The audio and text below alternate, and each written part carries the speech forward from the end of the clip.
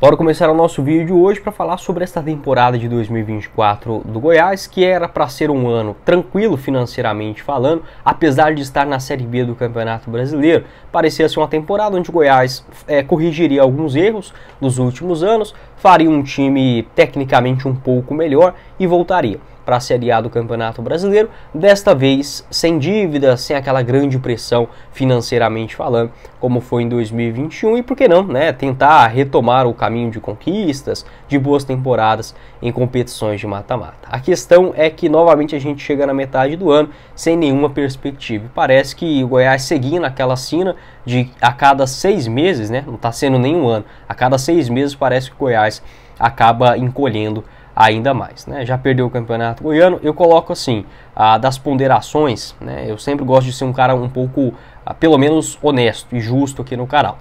Existe a possibilidade de você fazer um planejamento perfeito e ele simplesmente não funcionar. Faz parte, tá? A gente está falando de ser humano, de diretor, de jogador, de analista, de treinador. Isso pode acontecer, tá? Não é um videogame e ainda assim, né, mesmo se você ligar o videogame agora, é capaz de você perder um jogo sem você estar imaginando ou algo nesse sentido. Só que eu defendo muito as decisões e o planejamento de longo prazo. Para mim, o Goiás ele erra em 3 pontos neste ano, principalmente na demora para definir o seu novo estatuto, ainda no ano passado, mas que acabou interferindo 100% nessa temporada. Por quê?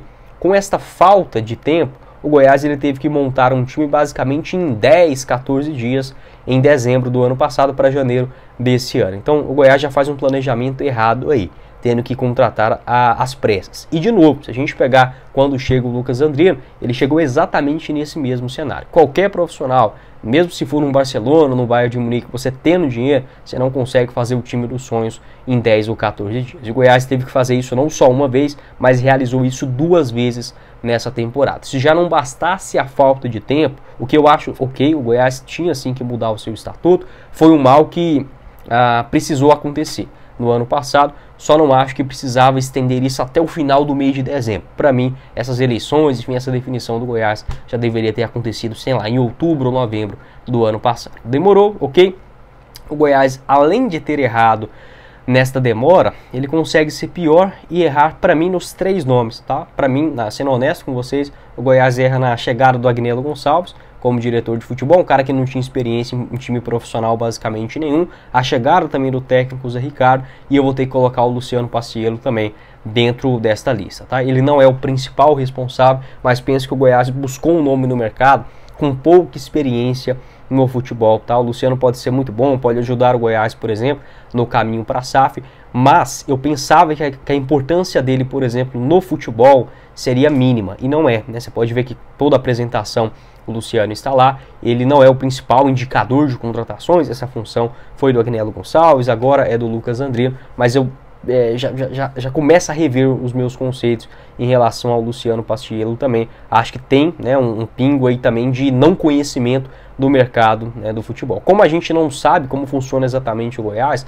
não é aquela mesma estrutura antes com o Paulo Rogério, com o Edminho, etc., que eu penso sim que é positivo, às vezes fica difícil a gente ter uma análise 100% certeira a respeito do assunto. Mas a minha opinião é que o Goiás acabou errando nessas 3 chegadas e principalmente a chegada do Agnello Gonçalves. Naquele começo de temporada, o Goiás não soube investir, não conseguiu até mesmo ter um culhão para pedir, por exemplo, mais reforços e acabou fazendo um time horroroso para o Campeonato Goiano.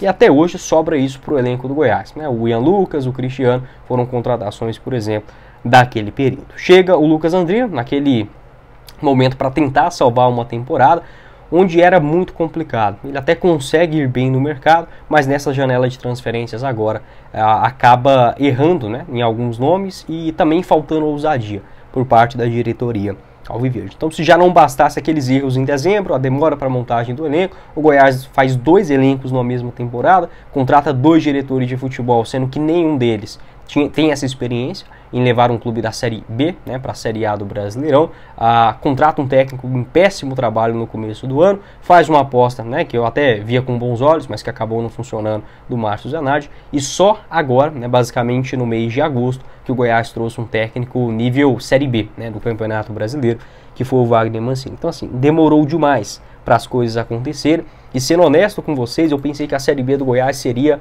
ainda pior. Dá para subir ainda, ok, mas eu não vou colocar essa expectativa nem para mim, muito menos para os outros torcedores, tá? Então, para mim, eu vejo que o Goiás ele tem que pensar já na temporada de 2025, observar quem está dentro do seu elenco, dentro da sua diretoria, quem faz sentido manter para o ano que vem e observar também daqui até a reta final do ano quem terá essa coragem também de assumir a responsabilidade por mais um ano mal feito. Pode terminar em acesso, ok? Eu acharia muito bom, tá? Porque o Goiás precisa, né, desse acesso nessa temporada, mas dificilmente ele iria acontecer com tantos erros, com um tempo tão curto para a tomada de decisão, e quando ela acabou acontecendo, né, as contratações, as decisões